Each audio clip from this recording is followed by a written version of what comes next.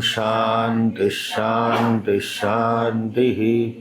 श्रुतिस्मृतिसदाशिवसमारम्भां शंकराचार्य मध्यमाम् अस्मदाचार्यपर्यन्तां वन्दे गुरुपरम्पराम्। श्रुतिस्मृतिपुराणानामालयं करुणालयं नमामि भगवत्पादं शङ्करं लोकशङ्करं। शङ्करं शङ्कराचार्यं केशवं बादरायणं सूत्रभाष्यकृतौ वन्दे भगवन्तौ पुनः पुनः। ईश्वरो गुरुरात्मेति मूर्तिभेदविभागिने व्योमवद्व्याप्तदेहाय दक्षिणामूर्तये नमः। अज्ञानतिमिरान्धस्य ज्ञानाञ्जनशलाकया चक्षुरुन्मीलितं येन तस्मै श्रीगुरवे नमः। गुरुर्ब्रह्मा गुरुर्विष्णुः गुरुर्देवो महेश्वरः गुरुः साक्षात् परब्रह्म तस्मै श्रीगुरवे नमः। ओम। अद्वेष्टा सर्वभूतानां मैत्रः करुण एव च निर्ममो निरहंकारः समसुखदुःखक्षमी सन्तुष्टः सततं योगी यतात्मा दृढ़निश्चयः मयि अर्पितमनो बुद्धिः भक्तिमान् यो प्रियो नरः। समय प्रिय। कल हमने देखा अहिंसा, ये प्राणी मात्र की मूलभूत इच्छा है, बेसिक डिजायर टू सर्वाइव। हमारा अस्तित्व रहे, ये सबकी इच्छा है।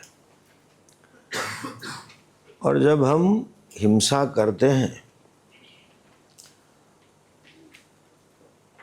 वो एक तरीके से गलत इसलिए है कि उनकी मर्यादा का हम दुरुपयोग कर रहे हैं। भगवान ने उनको बुद्धि नहीं दी है, उनको कर्मेंद्रिय नहीं दी है। हम जो मारते हैं उनको संसाधनों से पकड़ते हैं, वो भी संसाधनों से, और फिर मार देते हैं। बेचारे को पता ही नहीं हमारा क्या होने वाला है। इट इज़ लाइक लड़की को या लड़के को, इनोसेंट बच्चे या बच्ची को कुछ बिस्कुट खिला के, खिलौना दे के सुवर्ण ले जाना, वो तो पाप ही है। You can not do that. हम बंदूक से मारेंगे, शिकार करेंगे, सब मांसाहार के। और हमने कहा कि आवश्यकता भी नहीं है। ऐसी गलत अवधारणा है कि मांस खाना शरीर के लिए आवश्यक है, ऐसा नहीं है। वेजिटेरियन फूड से पूरे आवश्यकता हमारी पूरी होती है और उसमें हमें कमी नहीं रहती खाने में, ताकि हमें ये सब खाना पड़े। ये सब लॉबी वाले हैं जो ऐसा करते हैं। शरीरतः भी हमने कहा वो दांत नहीं होते हैं। एसिड्स हमारे स्टमक में उस प्रकार के नहीं है जो नॉन वेज को पचा सके। उनके स्टमक में स्ट्रॉन्ग एसिड्स होते हैं। जो स्मॉल इंटेस्टाइन है वो हमारा लंबा है, उनका छोटा होता है मांसाहारी प्राणियों का। तो ये परिपक्वता की निशानी है कि आप किसी की हिंसा मत करो। खाने के लिए, अपने भोजन के लिए, 2 टंक 1 टंक के लिए जीवन को ले लेना है। अद्वेष्टा सर्वभूतानां मैत्रः, एक बौद्ध में एक मेडिटेशन है। उसका नाम ही मैत्री मेडिटेशन है। वो कराते हैं सुबह में कि फ्रेंडशिप मेडिटेशन मतलब हम समय नहीं है, और जिसके प्रति द्वेष हो, जिसके प्रति क्रोध हो, जिनसे हमें पीड़ा हुई है, उनके प्रति एक अप्रियता का भाव हो, उसको मन में याद करके वो निकालना है। उसे प्रेम करना, हम प्रश्न करते मैं उसे क्यों प्रेम करूं, उसने गलत किया है। प्रेम उसके लिए नहीं करना, हमारे मन को साफ करने के लिए करना। I want to get rid of those negativities from my mind, not because he और शी डिजर्व्स इट। वो लायक हो या ना हो, हमें वो नहीं देखना है। हमें ये देखना है कि इनसे हमारा मन अस्वस्थ होता है। और हमारे गुजराती में एक बहुत अच्छा पॉपुलर भजन है, एक जैन मुनि ने लिखा था, बहुत जगह पे गाया जाता है। मैत्री भावनु पवित्र झरणु मुझ हैया माँ वहा करे, शुभ थाओ सकल विश्वनु नित्य रहे। कि हमारे मन में मैत्री भाव का झरना बहता रहे नित्य, और हमारे मन में यही भावना रहे, शुभ थाओ सकल विश्वनु, पूरे विश्व का शुभ हो, पूरे विश्व का कल्याण हो, ऐसी भावना नित्य हमारे हृदय में रहे। पाप हिंसा तो होती ही है। हमारे शास्त्र बहुत स्पष्ट है, जीवो जीवस्य भोजनम। आप हिंसा किए बगैर रह ही नहीं सकते। जाने अनजाने में भी हिंसा होती है, अपना अस्तित्व टिकाने में भी हिंसा है। तो उस ज़माने की जीवनी के अनुसार कहा था कि पंच पाप होते हैं, 5 प्रकार के डेली पाप होते हैं। लकड़ी काटना, फिर रसोई बनाना, धुआं, तो जीव तो मरते ही है। पानी जब भरते हैं तो वहाँ पानी रहता है तो जीवात होती है। झाड़ू लगाना इत्यादि। आज के ज़माने में कहे तो रात को कहीं बाहर जाना वो भी हिंसा है। गाड़ी के स्क्रीन के ऊपर कितने जंतु मरे पड़े होते हैं, हमें नहीं मालूम। दवाई खाना वो भी हिंसा है, क्योंकि दवाई को सबसे पहले एक्सपेरिमेंट पशुओं के ऊपर होते हैं, फिर मनुष्य के ऊपर, उसे क्लिनिकल ट्रायल कहते हैं। कई लोगों का उसमें बलिदान या भोग होता है। तो हमारे शास्त्रों ने नित्य पुण्य कर्म कहे हैं, ऐसा तो करना ही है। हम ऋणी भी है और हम किसी की हिंसा भी करते हैं। जाने अनजाने में पाँव के नीचे कोई जंतु आ ना जाए, इसीलिए चातुर्मास्य में महात्मा लोग प्रवास नहीं करते, एक स्थान पे बैठते। आज अलग है, रोड हो गए, कुछ फर्क नहीं पड़ता है जाओ या ना जाओ, लेकिन उस जमाने में थे। इसीलिए ये जैन महात्मा पाँव से चलते हैं, क्योंकि उस समय ट्रांसपोर्ट के 2 ही साधन थे, पाँव से चलो या पशु से चलो। अभी तो फ्यूल आ गया है, लेकिन फिर भी वो अपनी परंपरा टिकाए रखे हैं। अभी किसी की जीव हिंसा नहीं है, बैलगाड़ी में या घोड़े पे नहीं जाना है, अब तो चले जाते हैं प्लेन से, गाड़ी से। तो इसलिए हमें रोज त्याग या सेवा करने को आदेश दिया है। श्वास भी लेते हैं तो हिंसा होती है, जंतु जाएंगे। खाना खाने में भी होती है, कुछ न कुछ रहता है। ये जो मकान बनाते हैं ना, तो वास्तु पूजा होती है। वास्तु पूजा में सबको खिलाते हैं। शायद आपने देखा होगा, सुना होगा कि कई लोग वास्तु का खाना नहीं खाते, वास्तु पूजा में नहीं खाएंगे, क्योंकि वो एक प्रकार का प्रायश्चित कर्म है। हम जब मकान बनाते हैं अपना उस ज़मीन पे, तो हमारे आने से पहले कई जीव रहते थे, हमने उनको भगा दिए। वनस्पति के रूप में भी थे, जंतु रूप में भी थे और पशु रूप में भी रहते हैं। हमने उनके हक का था वो हमने ले लिया, छीन लिया है। किसी गुंडे की तरह आते हैं ना, अपने हाउस में घुस गए तो निकलो यहाँ से, तो उसी तरह प्रायश्चित करना पड़ता है। ये उसके बगैर रह भी नहीं सकते। तो कम से कम एक दूसरा समझना है आप लोगों को, खास अहिंसा का मूल्य। नॉट टू वेस्ट इज अहिंसा एंड टू वेस्ट इज हिंसा। कुछ बिगाड़ करना वो हिंसा है। हमारे समाज में पहले ऐसा था कि रिक्वायरमेंट अपनी मिनिमम होनी चाहिए, आवश्यकता, उसे कहते थे simple living high thinking. High thinking हो ना हो, लेकिन सिंपल ज़रूरी है। एक बहुत अच्छी घटना गांधी जी के जीवन की है। गांधी जी एक ऐसे लीडर थे कि उनके साथ काम करने वाले को उनका डर नहीं लगता था। Leader, this a leadership quality. Leader must have a personality where his team members can freely express. अपने से बात कर सकते, then only you can have a democratic approach. Sardar Vallabh भाई और उनकी दोस्ती जैसी थी।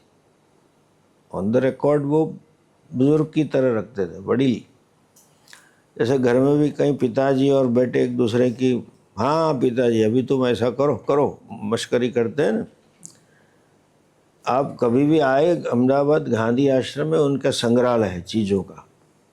गांधी जी के चश्मे, गांधी जी की धोती, लकड़ी, सब है। उसमें एक लोटा भी है। उस ज़माने में तो शौचालय वगैरह नहीं थे, तो कलश है, गांधी जी का कलश। तो दातुन करके उनके आश्रम के पीछे ही ऐसे साबरमती है, जैसे यहाँ भी है गंगा जी, ऐसी साबरमती नदी है। गांधी जी वो लोटा लेके जाते थे दातुन के बाद, और फिर दातुन मुंह करना, साफ करना, कुल्ला करना, मुंह धोना एक ही लोटे में ख़त्म करते थे। बड़ा नाप से डालते थे। उस ज़माने में तो नदियाँ फुल बह रही थी। वल्लभ भाई देखते थे, दोस्ती थी, तो उन्होंने कहा बापू तुम, गांधी जी बनिए थे, वल्लभ भाई पटेल थे। वो तो ऐसे तो दोनों वैश्य हुए, लेकिन किसान थे। बोले बनिए तो कंजूस है, तुम बापू कंजूस हो, ऐसे कहा उन्होंने। देखिए, this is how narratives are created. आप बड़ा समझो कैसे नैरेटिव बनाया जाता है। हम वही कथाएं पढ़ पढ़ के आए, एक कंजूस बनिया था, हमारे दिमाग में बैठ गया, बनिया मतलब कंजूस। एक दरिद्र ब्राह्मण था, मतलब ब्राह्मण दरिद्र ही होना चाहिए। कई ब्राह्मण बोलते भी मैं तो दरिद्र ब्राह्मण हूँ। अरे कैसे दरिद्र है, तू तपोधनी है, भक्ति का धन है, ज्ञान का धन है, लेकिन ठोक देते। इंग्लिश नॉवेल पढ़ेंगे, देयर वाज अ कनिंग जू, जूस लोगों को कनिंग बना दिया, नैरेटिव। उन्होंने कहा आप बड़े कंजूस हो, तो क्यों? बोले ये इतना पानी है, एक ही लोटा ले दो, गिन गिन के सब यूज़ करते हो। गांधी जी ने बहुत अच्छा जवाब दिया, मैं कंजूस तो मानो तो हूँ, लेकिन पानी गिन गिन के इसलिए ले रहा हूँ कि मैं पानी का दुर्व्यय करना भी हिंसा है। किसी चीज़ का हमारी आवश्यकता के मुताबिक हम ले सकते हैं सृष्टि से, लेकिन अनावश्यक व्यय करना वो भी हिंसा है। जो हम आज देख सकते हैं, टुडे सोसाइटी कंज्यूमरिस्ट सोसाइटी, उपभोग करो फेंको, उपभोग करो फेंको। तो आज जो इकोलॉजिकल इम्बैलेंस वगैरह है, उसका कारण दुर्व्यय है। किसी चीज़ का दुर्व्यय करना वो हिंसा है। सो हमें अपनी मर्यादा में ही संसाधनों का उपयोग करना चाहिए। कपड़े से लेकर, जूते से लेकर, कोई भी चीज़ हो। आज हम देखते हैं पैसे वालों को घर में 2-3 लड़कियां होती है तो जूतों की दुकान हो जाती है कम से कम 30-40 पैर घर में पड़ी रहती है। अभी वो दुर्व्यय है। आज आप देखते होंगे वो गरम कपड़े, जैकेट बैकेट, वो शहर के बाहर ऐसे ढेर सब कोई बेचते रहते हैं, देखा है? वो woollen foreign jacket, foreign shirt, ये सब उन्होंने फेंके हुए थे। अमेरिका में सबसे ज़्यादा व्यय पैसे पे कपड़े का हो रहा है। उठा के ले आते हैं, वहाँ सर्दी के कपड़े अलग चाहिए, ठंड और गर्मी के अलग चाहिए। सेल है तो ले लो, फिर जगह नहीं है तो पुराने फेंको। तो बड़े बड़े वॉलमार्ट में, मैसी में सब होता है, यूज्ड क्लोथ्स यहाँ डालो, वो यहाँ मुफ्त में आते। दुर्व्यय, आपको बिल्कुल नए दिखेंगे, कोई परिवर्तन होगा नहीं। जर्सी, जैकेट वगैरह ये सब दुर्व्यय है। सो यह हिंसा मतलब minimum requirements from the nature, no wastage. अब ये आगे कहते हैं अद्वेष्टा सर्वभूतानां मैत्रः करुण एव च निर्ममो निरहंकारः। वही समझ लीजिए ममकार क्या है। लोग बोलते रहते हैं ममकार का त्याग करना है, आसक्ति का त्याग करना है। बोलते रहे, आसक्ति क्या है मालूम नहीं। आसक्ति छोड़ना है। ममकार होना स्वाभाविक है, उसके बगैर व्यवहार भी नहीं चलेगा। बाहर जाओगे, जूते क्या बोलोगे? मेरा नहीं है तो कोई दूसरा पहन जाएगा व्यवहार में तो कहना ही पड़ेगा ना, मेरे जूते हैं, मेरा कमरा है, मेरा घर है, मेरी गाड़ी है, मेरे कपड़े हैं, सब करना पड़ेगा। लेकिन ममकार 2 प्रकार के होते हैं। जहाँ ममकार होता है ना, उसमें कंट्रोलिंग एटीट्यूड आती है। मैं उसको, मेरे अनुसार ही वो चलना चाहिए व्यक्ति, मैं कहूँ वो ही होना चाहिए, मेरा है, वो ममकार है। एक व्यवहारिक ममकार है, एक दूसरा जीवात्मा का ममकार है। ये सब जीवात्मा का, अहंकार का ममकार है। हम जब संस्कृत भाषा पढ़ते थे, हमारे पढ़ाई में एक ड्रामा आता था, सीखने जैसे एक नाटक था। हमें कैसी दृष्टि रखनी चाहिए जीवन में। बोले एक व्यक्ति ने क्लेम किया कि ये शरीर मेरा है, मैं ही मालिक हूँ। ममकार का अर्थ है मालिकीपना का भाव, the sense of ownership, sense of possession. उसने कहा यह शरीर मेरा है। तो चित्रगुप्त को उसने कहा, तो चित्रगुप्त ने भगवान से कहा, भगवान ये क्लेम कर रहा है तो क्या करना है? बोले नोटिस दो। जमीन पे नहीं करते क्लेम, हमारी ज़मीन है। अखबार में फिर नोटिस आती है, जिसको उसके पर क्लेम हो तो 30 दिन में दे देना। ज़मीन ले बेच करते हैं ना, तो लेने के पहले क्लेम करते हैं कि हम फला फला से खरीद रहे हैं, यह आदमी बता रहा है उसकी है, और अगर किसी को उसके ऊपर हक है तो बताइए, तो हम दे देंगे 30 दिन में। भगवान ने 30 दिन की नोटिस भेजी कि ये चिंटू मिंटू जो है वो कह रहा है शरीर मेरा है, मेरा मालिक ही है, तो जिसके उसके ऊपर अधिकार हो तो लाओ, अर्जी करो, ऑब्जेक्शन लगाओ। 30 दिन हो गए। चित्रगुप्त को भगवान ने पूछा, भाई ये केस में चलाना है कि मैं सैंक्शन कर दूँ, कोई ना हो तो पास कर दे। चित्रगुप्त ने कहा, सर भगवान बहुत सारे हैं क्लेम करने वाले। तो उसने कहा अच्छा चलो कोर्ट पे चले। बोर्ड पे गए। भगवान ने कहा बुलाओ सबको। सबसे पहले उसकी माँ आई। भगवान उसको जन्म मैंने दिया है, मेरे पेट में था, दूध मैंने पिलाया है, बड़ा मैंने किया है, तो इस शरीर तो मेरा है, मेरा भी अधिकार है ना, बड़ा तो हमने किया है।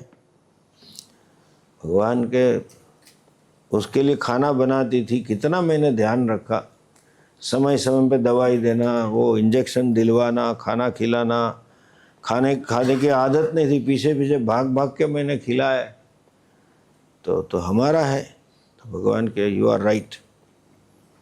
एक दूसरा आया बुढ़ा प्रौढ़ वृद्ध व्यक्ति, ये मेरा है।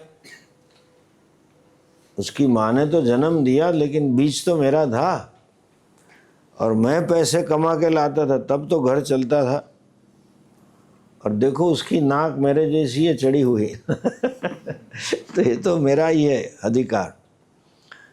भगवान के यस यू आर राइट। उसमें उसके दादा दादी आए, बोले उसका पिता तब था ना जब हम थे। नाना नानी आए तो नाना नानी ने कहा बेटिया तो हमारी है, तब हमने जन्म दिया तो हमारा भी उसके ऊपर अधिकार है, हेरिडिटरी राइट, प्रॉपर्टी राइट है हमारा। कहाँ गए वो अधिवक्ता अपने हाई कोर्ट वाले दो थे ना, दो लोग, कहाँ ये हेरिडिटरी राइट होता है ना, वहाँ बाप दादा ये कितने पीढ़ी तक चलता है? 3 पीढ़ियाँ, 5 पीढ़ी। हाँ तो वो तो 5 आए ऊपर से। उतने में उसकी बुआ आई, भगवान ने पूछा नेक्स्ट, तो वो आई तो बोले जब इसकी जन्म हुआ तो मैं तो कॉलेज में थी, और 1 साल का हुआ तो मेरे साथ ही सोता था। उसकी माँ तो घर काम में रहती थी, मैंने उसको बड़ा किया है, होमवर्क मैं ही कराती थी, उसके हैंडराइटिंग तो मैंने ही सुधारे, और रात को मेरे साथ ही सोता था। लाते कितनी खाई हमने रात को, तो हमारा अधिकार है। भगवान से यू आर राइट। मामा आए, मौसी आई, बोले छुट्टी में हमारे घर पे क्या तूफान करता, कितने चीज़ें तोड़ी हैं और हमने महीना महीना वहाँ रहता था, तो हमने भी बड़ा किया है, हमारा अधिकार है। You are right.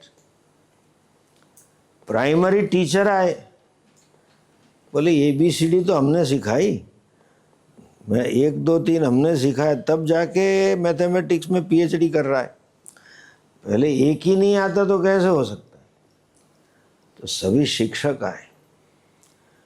उसके पड़ोसी आए कि स्कूल के आके सीधा मेरे घर ही आता था, क्योंकि मेरी बच्ची और ये एक ही क्लास में, तो खाता तो इधर ही था तो हमारा अधिकार है।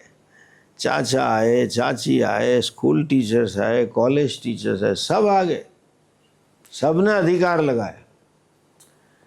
भगवान ने पूछा अभी कोई बाकी है? तो सरकार आई, government is right, in emergency आपको बॉर्डर पे भेज सकती है सरकार, जब इमरजेंसी डिक्लेयर कर सकती है सरकार, तो आपका अधिकार नहीं है, प्रॉपर्टी ले सकती है, आपको भी ले सकती है। जज साहब से पूछो, उनको मालूम है। तो उसने कहा yes you are right, property. भगवान ने कहा अभी कोई बाकी है? तो चित्रगुप्त ने कहा कोई नहीं है, लेकिन कुछ छोटी आवाज़ आई, हमें सुनो, हमें सुनो, हमें सुनो। भगवान सोच में पड़ गए, कौन बोल रहा है? तो ध्यान से देखा तो पेट में से बैक्टीरिया बोल रहे थे, वो गोलगप्पे खाए थे उसमें से घुसे हुए थे और उन लोगों ने कहा कि हम तो भारत सरकार है, जो रहे उसकी ज़मीन है, झोपड़पट्टी हमारी कब से लगी है, हमारी तो 7 पीढ़ियाँ चली गई इधर बड़ा हुआ उतने में, हमारा भी अधिकार है। सर्वज्ञ सर्वशक्तिमान होते हुए भी भगवान कंफ्यूज हो गए किसको दूं? जजमेंट दिया, ये जजमेंट ऐसा लिखा था, ये सीखने जैसा है। भगवान ने जजमेंट लिखा कि इतने सारे लोगों ने क्लेम किया है, अधिकार कहा है, इससे तो स्पष्ट ही है कि इसका है ही नहीं। जो कह रहा है वो पत्नी आई, वो तो मैं भूल गया वो कहती है I am better half, English में बोलते हैं बेटर हाफ, अर्थात ये बेड हाफ है। वो सही भी है कई बार I am bad half. Chunnu Munnu आए, this fellow brought us to world, हमारे पापा है, कितने लोग, भगवान के उसका तो कुछ नहीं है, फिर भी जो इस घर में रह रहा है तो हम उसको यूज करने देते हैं। कैसे? उसको आदेश दिया कि this is doesn't belong to you, you are only trustee of your body. आप क्या हो? ट्रस्टी। जीवन में हमारे पास जो कुछ भी है उस संसाधन के हम ट्रस्टी हैं। सिर्फ हमारे लिए नहीं उपयोग करना है, दूसरों के लिए। ट्रस्ट होता है, जैसे ये आश्रम का ट्रस्ट है, तो कितने पैसे संस्था अपने लिए यूज करती होगी। लाइट का बिल भरना है, स्टाफ को तनख्वाह देना है, सब्जी मंडी अन्न खाना पीने का खर्चा सब है, लेकिन अपनी आवश्यकता के बाद समाज को देना है, वो अपने लिए नहीं है। यू कैनॉट कन्वर्ट दिस, हाँ अभी ये रूम 5 स्टार बनाते हैं, या तो यहाँ फला लगाएंगे, वो करेंगे, उसके लिए नहीं है। ट्रस्टी का काम है, ट्रस्ट की आवश्यकता के खर्चे कर लो, जो बचा उसे समाज में डालो। हमारे पास जो कुछ भी संसाधन है, शरीर से लेके मन बुद्धि से लेके सत्ता लेके पैसा लेके सब कुछ, हमारे पास सत्ता होना भी संसाधन है। आप में से कहीं एडमिनिस्ट्रेटिव सर्विस में जाएंगे, हमारे पास पैसा होना भी संसाधन है, हमारे पास कांटेक्ट होना भी संसाधन है। आज एक सुबह में महात्मा आए थे, मुझे बता रहे थे हर महीने करीबन 2-5 लाख का दान करते हैं। वो पैसे नहीं, किसी को गरीब को अस्पताल की सेवा करते रहते हैं, किसी से मांग के उसको दिला देते हैं। तो एक कांटेक्ट के सेवा है। हमारे वहाँ एक डॉक्टर थे, है अभी हार्ट के डॉक्टर थे, वो इतने बेचारे अच्छे हैं कि कई सालों से मैं जानता हूँ उनको, तो 30-40 साल से। गरीब पेशेंट आते हैं तो पैसा भी नहीं लेते, कई बार दवाई अपने जेब से देते हैं और उसको घर जाने का बस का किराया भी देंगे। अभी तो उस डॉक्टर के पास कहाँ से मर्सिडीज आएगी, आज भी मारुति में है। लेकिन कहीं हार्ट पेशेंट का ऑपरेशन तो वो ऐसे गरीब कहाँ से करवाए।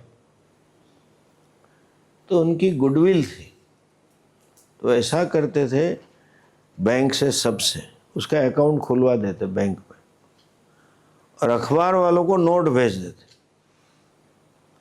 कि ये जरा छाप देना। तो सब छापते थे कि फला फला आदमी है, उसका ये बैंक अकाउंट है, उसको ये ऑपरेशन के लिए इतने पैसे की ज़रूरत है। लोग दे भी देते थे, और वही अकाउंट से चेक जाएगा अहमदाबाद में जो हार्ट सर्जरी करनी थी। वो कॉन्टैक्ट के पैसे हैं, संबंध है ना, दैट इज ऑल्सो वेल्थ। उन्होंने करीबन 500,000 लोगों के हार्ट ऑपरेशन करवाए होंगे। हमारे पास जो संसाधन है वो सिर्फ हमारे लिए नहीं है, दूसरों के लिए है, ये याद रखना।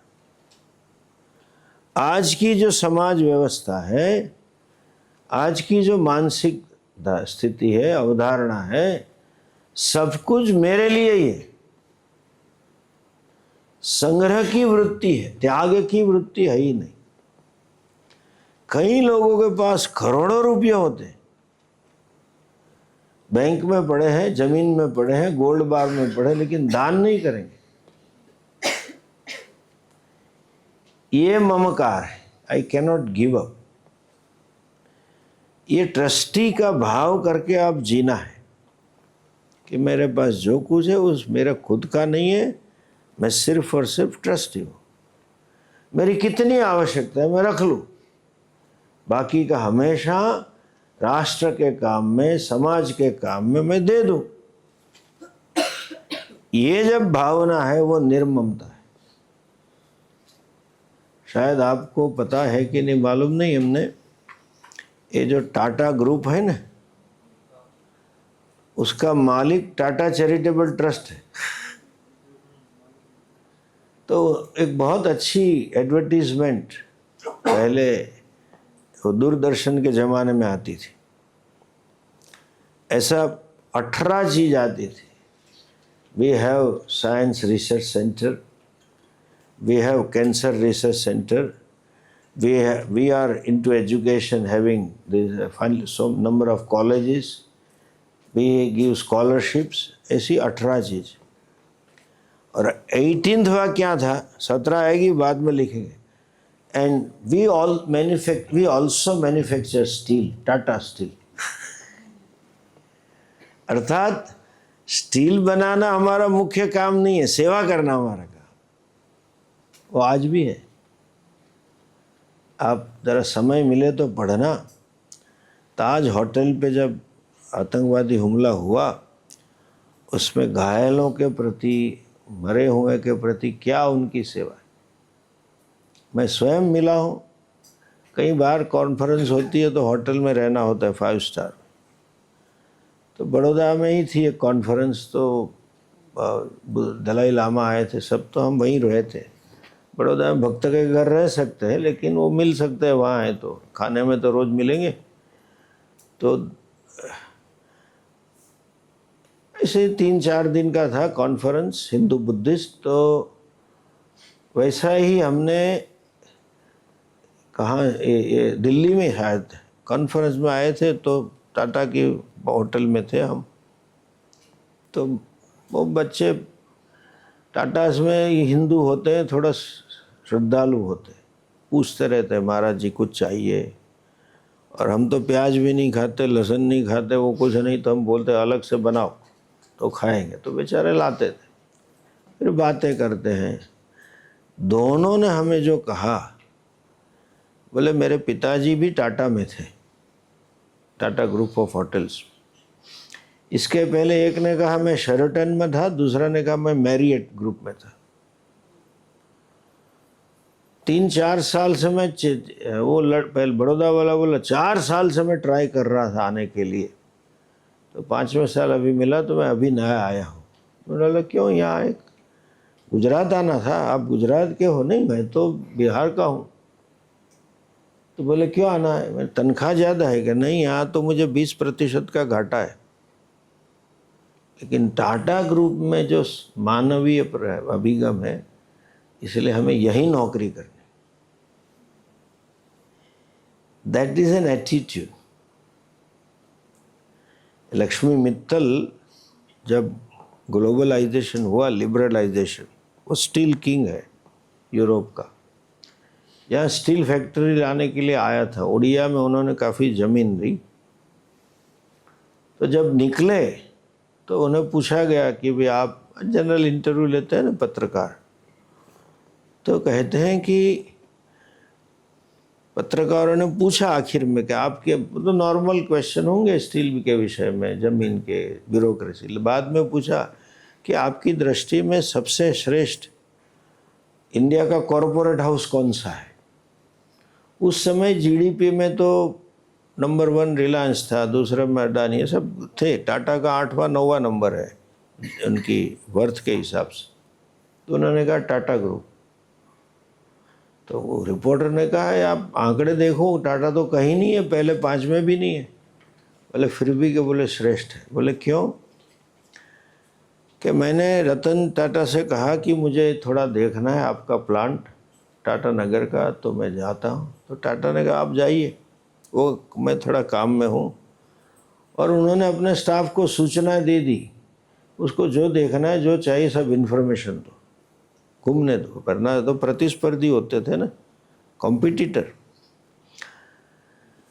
बोले मुझे सब बताया, और मुझे अकेला शॉप फ्लोर में मैं अकेला जाता था, कोई पूछता नहीं था। मैंने वर्कर को, सुपरवाइज़र को, मैनेजर को, चीफ मैनेजर के लेवल को सबको ऑफर किया कि आप आ जाओ हमारे में, आपको 1.5 गुनी तनख्वाह देंगे। बोले एक आदमी हटा नहीं। बोले हमें नहीं आना है। पैसे से आदमी खरीदा नहीं जा सकता है। You have to have respect and love and commitment. So ये हमारा जीवन में मंत्र होना चाहिए। हमारे पास जो है वो मेरा नहीं है। I am just a trustee. I have freedom to use, I have freedom to possess, but not establish ownership. मालिकीपना का भाव नहीं होना चाहिए। आप सिर्फ इतना देखो,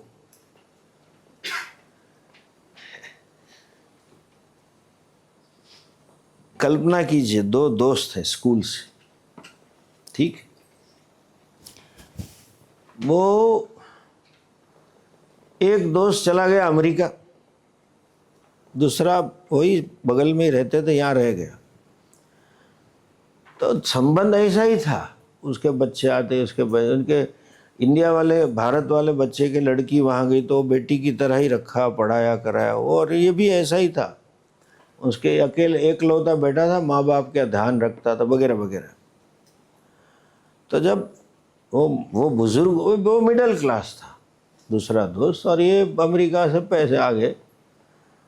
तो उनका ये मकान में दोनों के भाग थे, 3 भाइयों के। उसके पास इतने पैसे नहीं थे अपना मकान कर ले। तो जब 50-60 का हुआ, 50-55 का, उनके माता पिता वृद्ध हुए, तो पिता ने अपने बेटे को कहा, एक दोस्त के, भाई देखो ये जो तेरा दोस्त है वो मेरे बेटे से, तेरे से भी ज़्यादा ख्याल करता है। आज हम यहाँ अकेले जीवित हैं क्योंकि वो है, तो तेरे पे इतना भी भार नहीं है, हमारी जिम्मेवारी नहीं है। कई बार न केवल वो, उसके बच्चे, उसकी बीवी, सब हमारा ख्याल रखते हैं। अभी तू तो वापस आने वाला नहीं। बोले हाँ, तो ये मकान उसको दे दे, हम जीवित हैं तब तक रहेंगे, अभी से उसके नाम पे कर देते ताकि तुझे आना नहीं पड़े। हाँ, ये तो अच्छी बात। उन्होंने कहा, बुजुर्ग ने कागज तैयार किए, दिया कि इधर दस्तखत कर ले। अभी देखो, वो लड़का 40 साल से इस मकान में आ रहा है। जिस दिन ये लगेगा अपना है तो दृष्टि कैसी होगी? कलर कराना पड़ेगा, टाइल्स बदलनी पड़ेगी, बालकनी में बैठ के चाय पियेंगे, मालिकीपना का भाव। वैसे वो 1000 बार गया है, हजारों बार चाय भी पिए, मकान में बैठा भी है, लेकिन जब मेरा हो जाता है तो ओनरशिप होती। यहां तक कि बच्चे भी मेरे नहीं हैं। वो जीवात्मा अभिव्यक्ति चाहते थे, हमने दी, उनका भविष्य उनका है। ये इसी को निर्ममता है, इसी को अनासक्ति कहते। ठीक से संभालना है। गाड़ी मेरी नहीं है, कंपनी ने दी है, लेकिन संभालनी है, अच्छी रखनी है, क्योंकि मुझे ही ट्रैवल करना है। लेकिन उसका अर्थ नहीं कंपनी की गाड़ी है तो ठोको बिगाड़ो, हम नहीं बिगाड़ेंगे। सो निर्ममता जीवन में सीखनी चाहिए। आज देश में संसाधनों की कमी है ही नहीं, संस्कार की कमी है। इस संस्कार लोगों के पास, हम सुनते हैं कितने पैसे हैं, तो हम तो कल्पना करते क्या करते होंगे इसका। घर का घर है, गाड़ी है, सब कुछ है, तो घर चलाने में महीने 2-3 नौकर रखो तो भी 2-3 लाख में चल जाएगा। तनख्वाह 15-20 हज़ार है नौकरों की, और क्या, 50-60 हज़ार तनख्वाह दी। मका बंगला अपना है, पेट्रोल कुछ नहीं, बच्चे पढ़ते नहीं है, फिर भी 100 करोड़ 200 करोड़ के मालिक होते। तुझे 3 लाख चाहिए, 12 महीने के 36 लाख। तो अभी भी बुढ़ा है, कल जाएगा परसों पता नहीं। मान लो 10 साल जिया तो 36 गुना 10 में 360 लाख, 3-3.5 करोड़ चाहिए। 20 साल जी लिया, 7 करोड़ चाहिए। 30 साल सेंचुरी लगा ली, 10 करोड़, 100 करोड़ दबा के बैठेगा। सेवा कार्य में पैसा छूटेगा ही नहीं। आज तो 100 करोड़ वाली की कोई कीमत नहीं है। दिल्ली, बम्बई, मद्रास, बेंगलोर, अहमदाबाद, उसमें तो फ्लैट 10-10 करोड़ के हो गए। फ्लैट मतलब हवा आपकी है, न ज़मीन है न दीवार है। दीवार भी आपकी नहीं है, क्योंकि इस दीवार में ठोकोगे तो वो बगल वाला कहे भाई जरा धीरे ठोको, हमारा है। नीचे कुछ करोगे फ्लोरिंग पे तो नीचे वाला है आवाज़ मत कर, नीचे आ रहा है। ऊपर करोगे तो ऊपर वाला, आपका है क्या बताओ? हवा है। 100 करोड़ फिर भी सत्कर्म में नहीं जाते। आज समाज में पैसे की कमी नहीं है, त्याग भावना की कमी। इसलिए हमें लास्ट में कहेंगे त्यागना सिखाया जाता है। माँ बाप हमें सिखाते। मंदिर जाएंगे तो पैसे बिटिया को देंगे, दो अंदर डाल।